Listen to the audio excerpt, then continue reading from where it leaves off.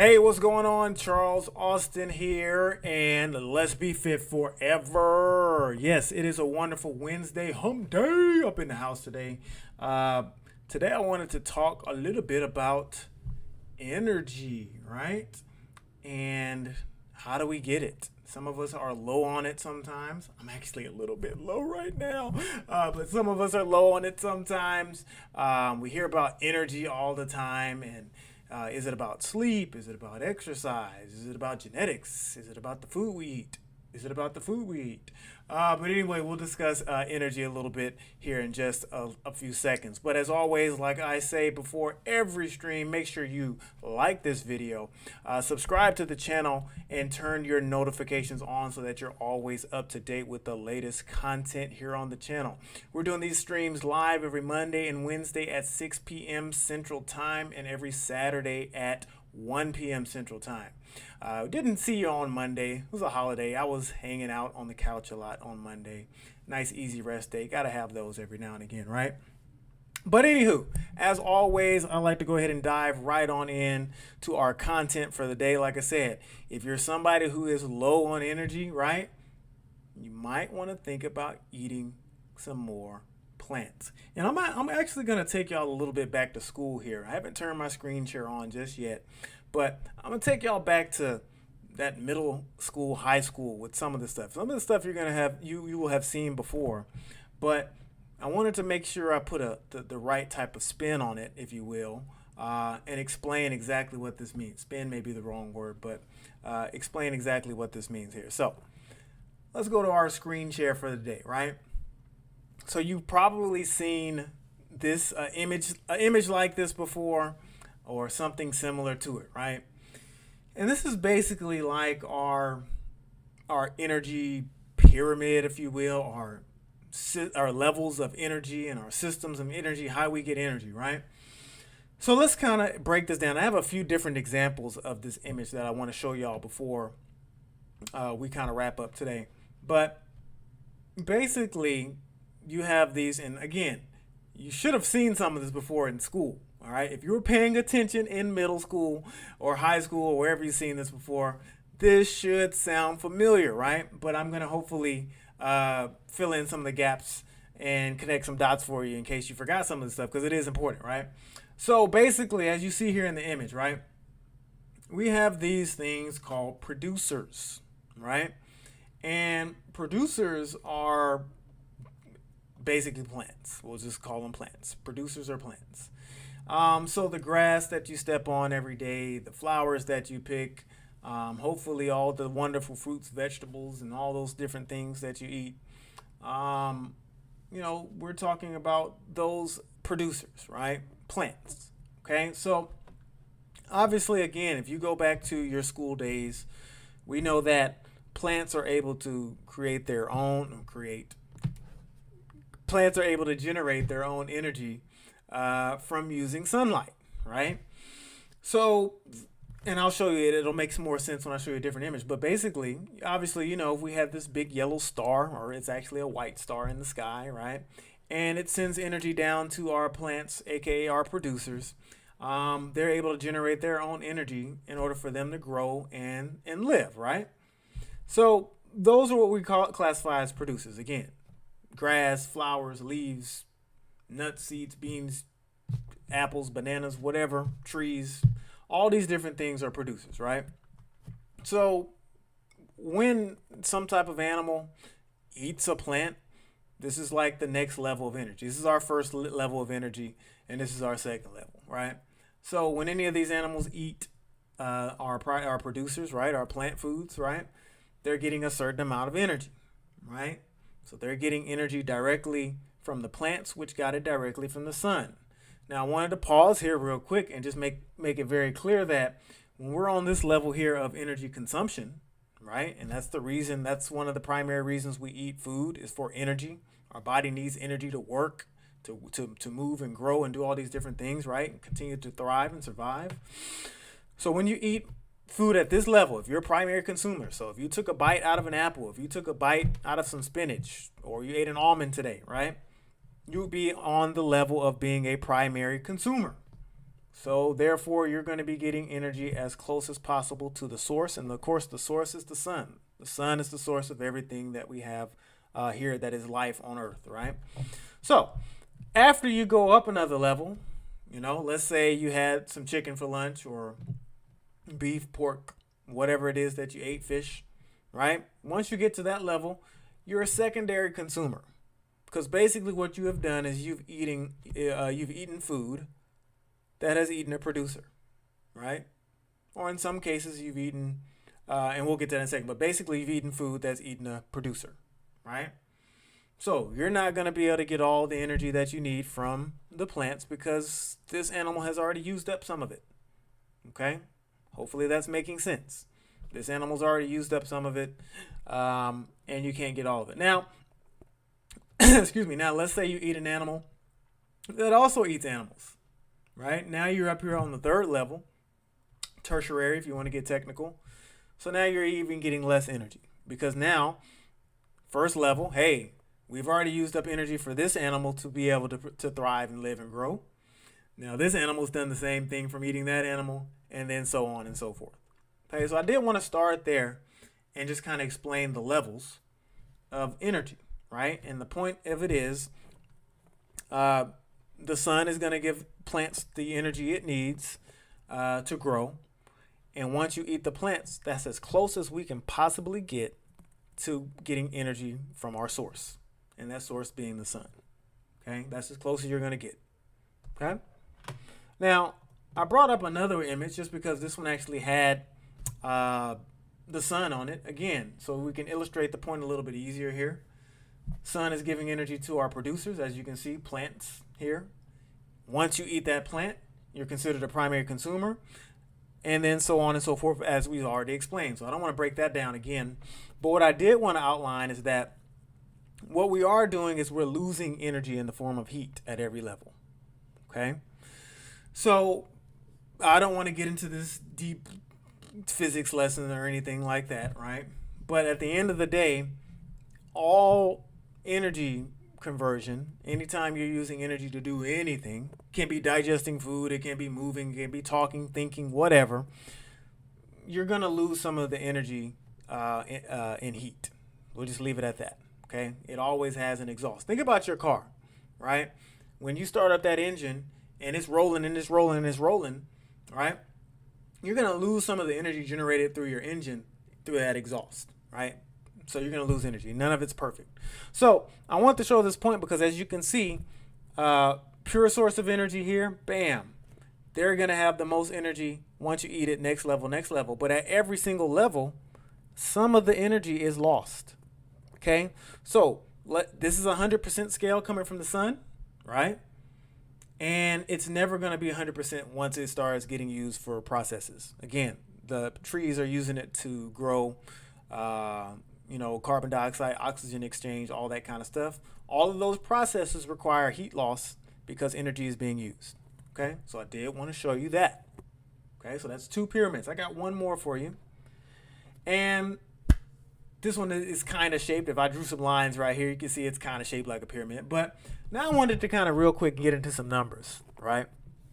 I wanted to get into some numbers to explain exactly why when you're eating at, again, you're eating at this level. Again, this is the level when you eat a carrot, an apple, a banana, whatever. You're eating a producer.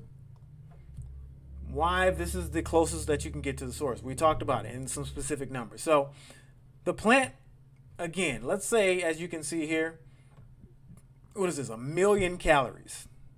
Okay, let's just say this, we're going to say that the sun is giving off 1 million calories because calories is the easiest way for us to think about it, energy, right? We eat, how many calories does it have, right?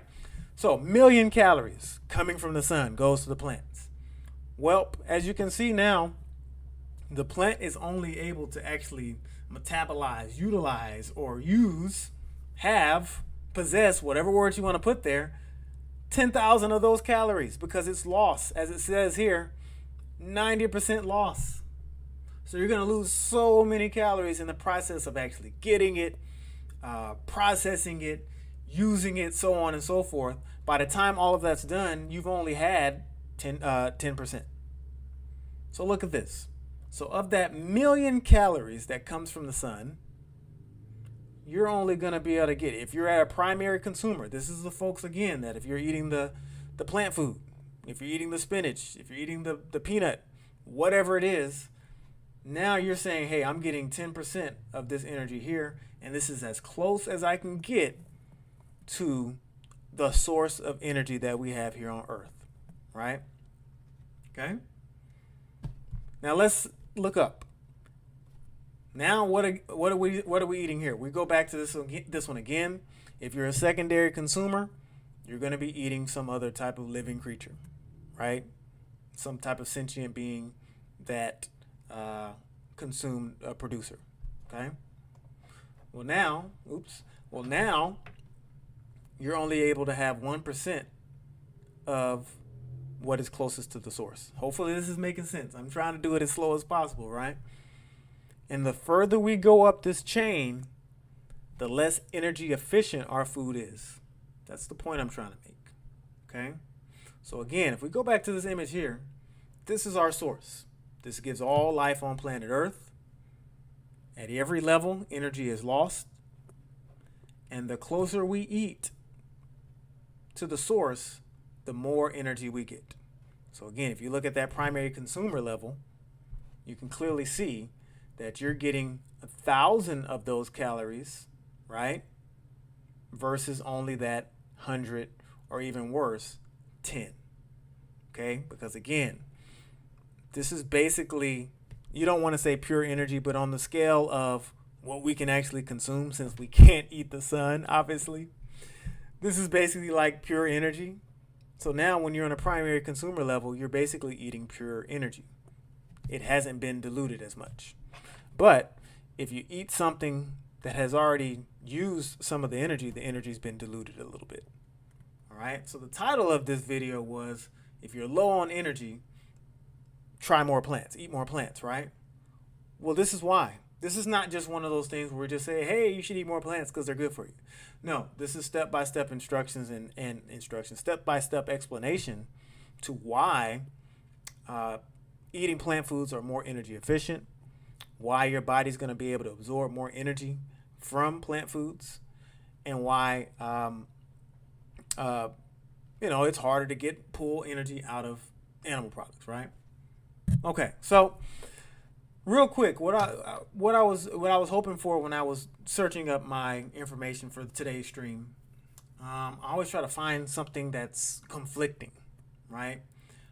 Because one of the things that we have to do for lifelong health, if we're going to be fit forever, we got to unlearn everything that you know or that you think you know about being healthy, being fit, having a healthy weight, all these different things. You got to unlearn everything that's out there in the media, all that kind of stuff, right? So I found this article and I thought it was interesting. So I looked at the title and I said, oh yeah, this one's perfect. After being vegan for 3 years, I went back to meat and this happened, right? So this was an example of somebody talking about their experience where they said they were vegan for 3 years and then they went back to meat. So I'll just read some snippets, but I want to highlight one specific thing here. We could highlight a bunch of things wrong with this, but anyway, we'll just continue. So as it says here, I was on a 100% plant-based diet for 3 years. And initially I felt amazing. Digestion was great. Super energized. Interesting. Super energized. Also felt great to not contributing to animal cruelty. But then they said things started to change. I started to have way less energy, right? And completing even the smallest tasks had become a struggle. So I started to find this interesting that you had so much energy in the beginning, but now you have less energy. Well, folks, we just explained how the energy works with eating plant foods. It's clearly shown. And there's the fourth one, different examples of how if you eat plant foods, there's going to be more available energy for your body to process, making it much easier for you to get it, right? So she says that she was noticing different things going on. And again, I'm not really trying to attack anybody's personal story, but I just found this interesting and it can be conflicting, right? If you're somebody who may be thinking about transitioning to a plant-based diet, you may read this and get scared, right?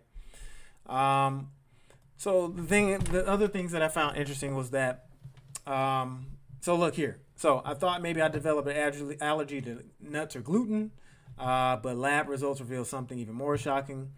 Critically low in iron. Okay.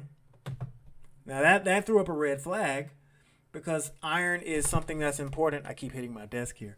Iron is something that's important for our red blood cells and hemoglobin, which is important for delivering oxygen throughout the body, which oxygen, of course, is important for energy, right?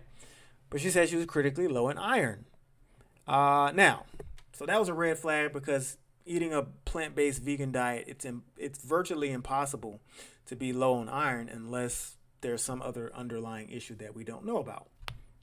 Even then, very difficult. But so they said, and so not only that, I was very low on nutrients, including B12, A, D, and zinc. Again, very difficult, next to impossible, to be low on vitamin A. All right, eating a vegan diet. Now, B12, we're going to talk about that in a second. B12 is a tricky one. All right. But these are zinc, vitamin A, and then all you got to do is go outside for 30 minutes to get vitamin D. Your body makes it naturally. You don't have to eat it. So, nobody who's on a plant-based diet should be low on vitamins A, D, and zinc. Definitely not low on iron because iron is in virtually all kind of plant foods, right? So it said I had been eating a wide variety of the healthiest foods on the planet, but my body was clearly sending a signal as something that it wasn't enough. So it said my doctor was very concerned, but remained respectful of my vegan diet. Now this thing is hilarious. That kind of is comical to me. Respectful. What does that even mean? Respectful of your diet? Doctors should be promoting eating a plant-based diet. But I guess not because they lose money because now you're not sick. So she suggested a long list of supplements. So again, if you guys are having issues with your body, generally it's food based. Believe it or not, contrary to popular belief, the doctor is probably not the first place you need to go.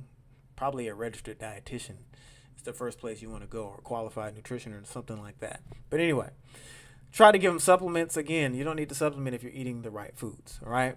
So anyway, as the story goes on, because I want to go ahead and wrap up. So it said I had been ignoring the signals my body was sending for a long time. Instead of forcing my body to adapt veganism again, it was time to start incorporating fish and other animal products into my diet. And what did she say? Let's see, what did it say? Having more energy in the morning, waking up throughout the night, more satisfied after meals, skin clearing up, right? Fewer headaches, right? Now, the thing I find interesting about this is because in all the research and all the data and all the examples in my own personal experience, these are all things that get better with a plant-based vegan diet. So it can be a little bit, especially with skin, right? Now, the cool thing about this one is she's mentioning not eating dairy, all right? Which is definitely important for reducing inflammation, but it's been well known that meat is something that causes more inflammation, right? I've talked about it here ad nauseum on my channel here. So, only reason why I brought this article up is just to kind of highlight the fact that sometimes things can be misleading and you have to be careful, especially if you're somebody who may be new to eating more plant foods. You got to look out for things like an article like this. They're basically saying they were vegan and everything was great, but then they switched and then things were great again. Just kind of doesn't all the way add up. Now, last but not least, I wanted to go over some common myths, right? So if there's anybody out there, and real quick, we'll get to that in a second, but I want to go over some common myths, right? So a lot of times people are like, hey, I want to start eating more plants. I want to be more plant-based, but I'm worried about these things. So let's kind of go. This was a perfect article that I found. I love this one. All right. So this is the number one, obviously. If you ever heard anybody say I'm vegetarian or vegan, they're like, oh no, you're not getting protein. Oh my gosh. So I provided a link to my video on why plant protein is better. It's below here in the description of this video, so please check that out. Video about why plant protein is better, right? But this is the super huge misconception, right? So many plant foods are higher in protein, not just tofu. I don't even eat a lot of tofu personally, but lentils, and you got beans, et cetera, et cetera. And in my video, I go over the fact that all plants, virtually 99.9% of plants, if you will, have protein, right? So too much protein, it can be a problem as well, increasing your risk for kidney stones, headaches, etc. Which again, in that past article, the person was talking about their headaches going away when they're eating more animal protein. It just doesn't add up. So I just wonder about articles like that, right? So plenty of protein in plants, that's a myth. You'll never have a problem getting enough protein eating plants, right? Plant-based lack calcium, right? So again, in that previous article, she talked about lacking different nutrients, and I just found that hard to believe, right? Believe it or not, dairy products are literally the worst thing you could eat for more calcium. It's very inflammatory. It actually makes your body pull calcium out of your bones. Literally, dairy products makes your body pull calcium out of your bones, which is not what you want. All right. So there's plenty of good sources, leafy greens, kale, broccoli, et cetera, all good examples of calcium-rich foods that are plants. And then vegans lack iron. So again, if we go back here in the article, she was talking about, where was it? She was low in iron. I just don't understand it, right? How could you be low in iron, right?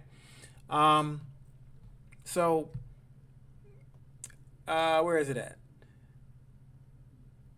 Yeah. Vegans and vegetarians will have lower stores of iron in their body, but they're actually going to have lower rates of anemia than meat eaters. Imagine that, right? So this has to do with, and we're not going to get into this in detail today, but this has to do with the improved insulin function in your body, right? And we talked about that. I've made videos on diabetes before. So it's not necessarily about, as it says here, it's not about how much iron that you consume, but it's about your body's ability to absorb it, right? So it's not, so again, we're talking about heme iron that you get from animal products.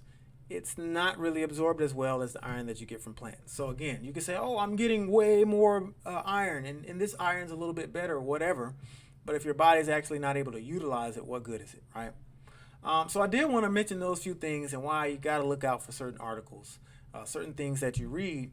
And then at the end of the day, you have to go down to the science of it, go to what the data says, and then make your decisions on what you're going to do in your daily life, right?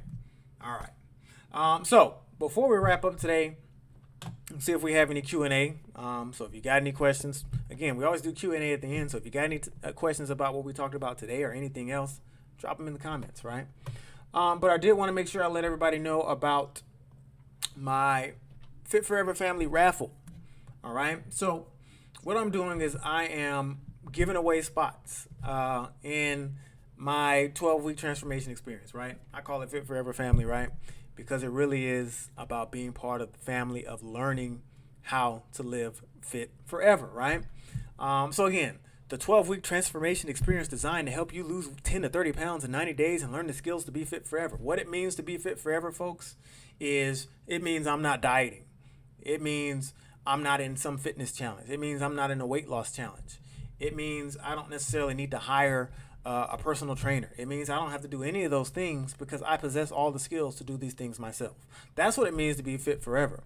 And I possess all the skills to teach my children, and for my children to teach those children, their children, so on and so forth. So that's what it means to be fit forever, right? So the winners are going to receive the entire 12-week transformation experience. Like I said, some of the things that's included here: step-by-step instructions through the design of a personalized nutrition plan. Look, folks, we're going to put it together, personalized for you, not just some cookie cutter deal where it's just for anybody, right? You're going to get progressive exercise programs. Basically, as you start out day 1, day 2, week 1, week 2, week 3, your programs will get a little bit more difficult to keep your body guessing, right? So you're also going to get a 14-part transformation education series. And we go through a lot of things in that education series, like how to grocery shop and like, how to look at food labels. And we break down what HIIT training. We break down so many different things, how exercise should even feel, all these different things. We break all this stuff down, right? And there's guidance. There's recipe guides. There's smoothie recipes, right? There's meal plans. I even give you instructions for how to build a weight maintenance plan. So like, let's say you set a goal to lose 10 pounds. Well, what do you do after you lose 10 pounds, right? That's one of the things that nobody in the weight loss industry is doing. They don't talk about what you should be doing after you lose the weight. They just say, oh, lose the weight. Then what? Because what they want you to do is they want you to lose the weight, then not know what to do, and then gain it back and then give them more money. No, right? So we'll talk about weight maintenance.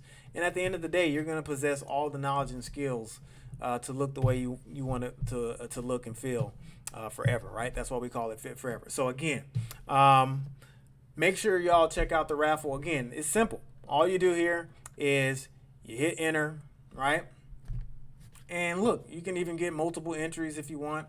Again, and it's as simple as hitting it here. Uh-oh, hit the wrong button there. But you hit there, and then you'll be entered into the raffle, right? So as far as the entry, how do we get back to the home page? But if you happen to end up on the home page, it's easy to get there as well. Do a refresh. All right, it's easy to get there as well. Click here to enter the raffle right there. As far as the cost, $10 for entry.